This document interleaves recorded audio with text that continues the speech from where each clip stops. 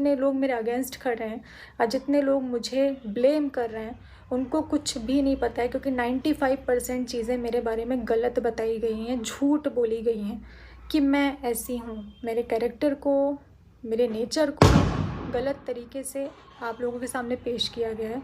जो बातें बताई गई हैं गलत तरीके से बताई गई हैं। पति पत्नी के हेलो बीच में दोस्तों, तो अभी आपने देखा सॉरी, अभी आपने देखा हमारी प्यारी जगत दीदी को, जो इतना कुछ होने के बावजूद भी अपने आप को नीट एंड क्लीन बता रही हैं। अब क्या किया जा सकता है ऐसे लोगों का। ठीक है, आपने जो किया था, थोड़ा सा अफसोस दिखाती, थोड़ा सा पश्चाताप दिखाती, लेकिन वो कुछ भी उनकी आंखों में नहीं दिख रहा था। बस हाँ, लिपस्टिक बिंदी नहीं थी, बाकी सब कुछ था। उस पर मैं नहीं जाती।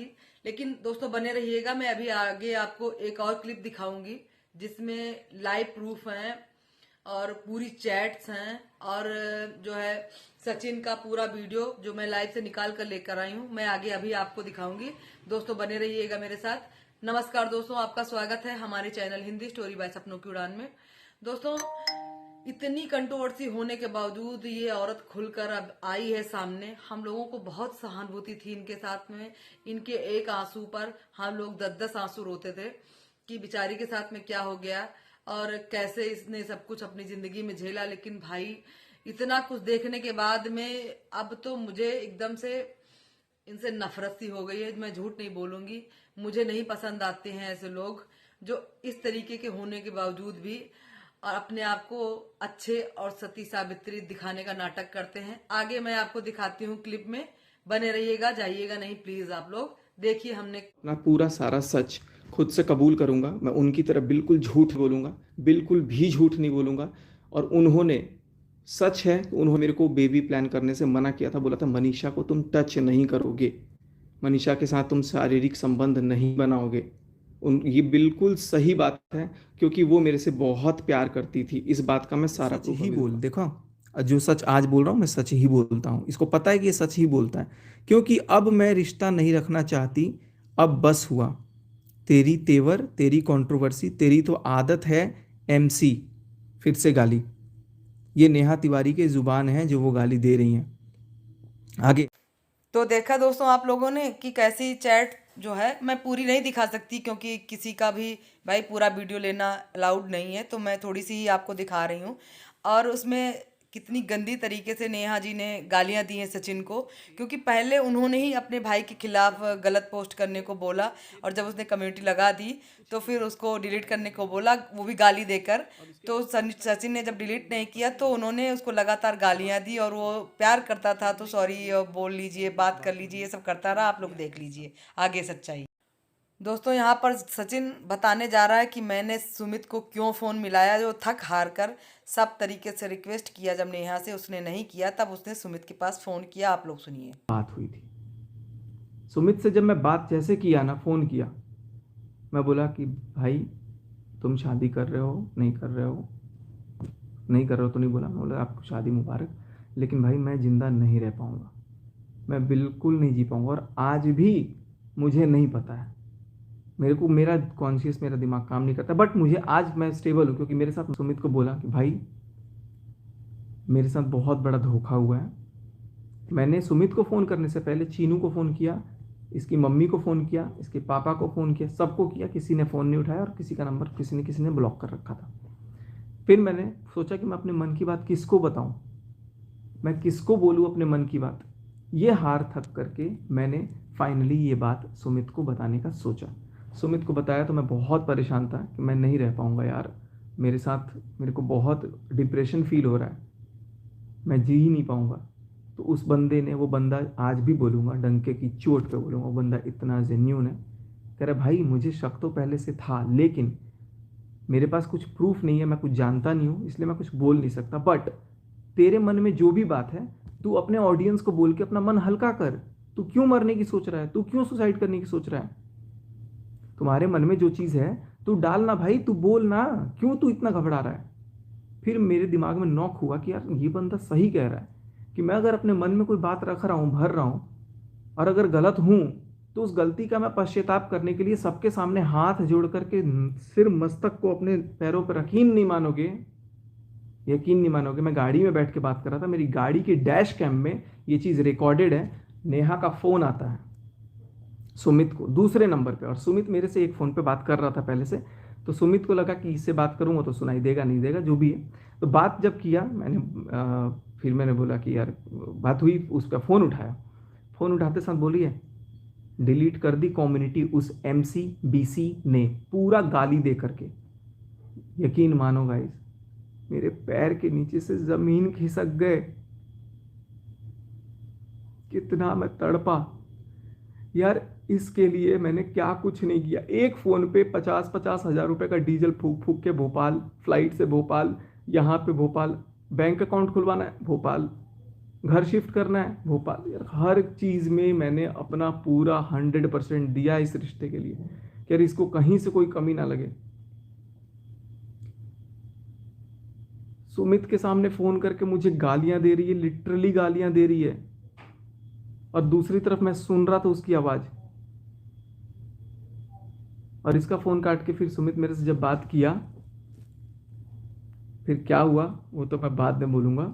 मैंने बोला सुमित भाई फ़ोन रखो, अब मैं बर्दाश्त नहीं करूँगा, अब मैं लाइव आऊँगा, क्योंकि मैं ये बिल्कुल बर्दाश्त, मैं उम्मीद सपने में नहीं सोचा था कि नेहा चल ठीक है तू मेरे को गाली देगी, लेकिन जब आपने मुझे गाली दे भी दिया तो आप, और सुमित को इतनी माँ बहन की गालियाँ मेरे मुंह पे दी है ना, वो साला चूतिया से शादी करके सगाई करके तो मेरे इतने लाख बने, बोला है उन्होंने ये वर्ड्स। उसको मैं अपनी माँ की कसम, अपनी भगवान की कसम, मतलब जिसकी कसम हो मेरा दुनिया में, तो देखो भाई अब मैं क्या बोलूँ, मेरा कुछ बचा ही नहीं, मैं नेहा की ही कसम खा के बोल दे रहा हूँ।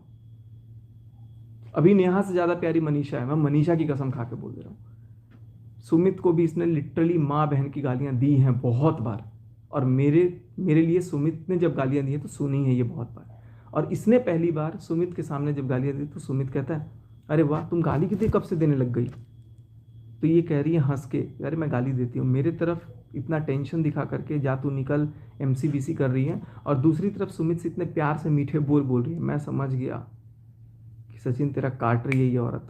दोस्तों अभी आपने दूसरी क्लिप देखी, उसमें आपने सचिन को देखा, उसने लाइव चैट दिखाई और जो बहुत कुछ छुपाया भी उसने, लेकिन जिस तरीके से नेहा ने गालियां बकी हैं उसकी चैट में, शुरुआत से बकती चली आई है, और मुझे तो उस आदमी पे भी तरस आ रहा है। कैसा है वो आदमी, होने वाला पति, हमारी जो है जगत दीदी का होने वाला पति, कैसा है, सब कुछ जानने के बावजूद भी कोई रिएक्शन नहीं, कोई बात नहीं, कोई कुछ नहीं, और उसके बाद में भी उसका साथ दे रहा है। मुझे समझ नहीं आता, उसके भी राज खुलेंगे, आप लोग बने रहिएगा। और इधर सचिन की आंखों में सच में प्यार दिखता है, मनीषा के लिए इतनी भी जगह नहीं है उसके दिल में। अभी भी वो अगर नेहा इसको कह दे तो ये लौट के उसके पास चला जाएगा, उसके पैरों में गिरेगा, मुझे ऐसा लगता है, क्योंकि ये दिल से उसको प्यार करता है, और इसके लिए दुनिया में कोई रिश्ते उसके ऊपर नहीं थे और नहीं हैं। मुझे लगता है अब शायद खत्म हो गया है सब कुछ मन से, लेकिन रिश्ते इतनी जल्दी इतने आसानी से हटते नहीं है। और सचिन की आंखों में नेहा के लिए इतना सा प्यार दिखा और दिखता है, जिसकी वजह से इतना पूरा समाज आपको अपने से अलग कर दिया।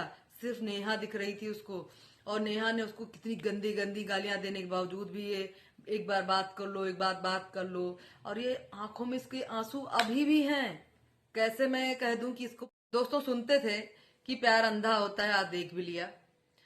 क्या है मनीषा और क्या है नेहा, कितनी प्यारी कितनी क्यूट गुड़िया सी तो है मनीषा, क्या है नेहा में इतनी मिच्योर लड़की को आपने। चलिए कोई बात नहीं, मैं उस टॉपिक पे नहीं जाती, क्योंकि भाई सच में लोग कहते हैं तो एक्सपीरियंस से ही बोले होंगे कि प्यार अंधा होता है, तो उसके लिए मैं नहीं बोलती कुछ। लेकिन मैं आगे अभी और आपको एक वीडियो लाकर दिखाऊंगी नेहा दीदी के जो है पति, होने वाले पति के बारे में, तो आप लोग मेरे साथ में बने रहिएगा। और अगर अभी तक आपने हमारे चैनल को सब्सक्राइब नहीं किया दोस्तों, तो प्लीज दोस्तों मेरे चैनल को सब्सक्राइब जरूर कर लीजिएगा।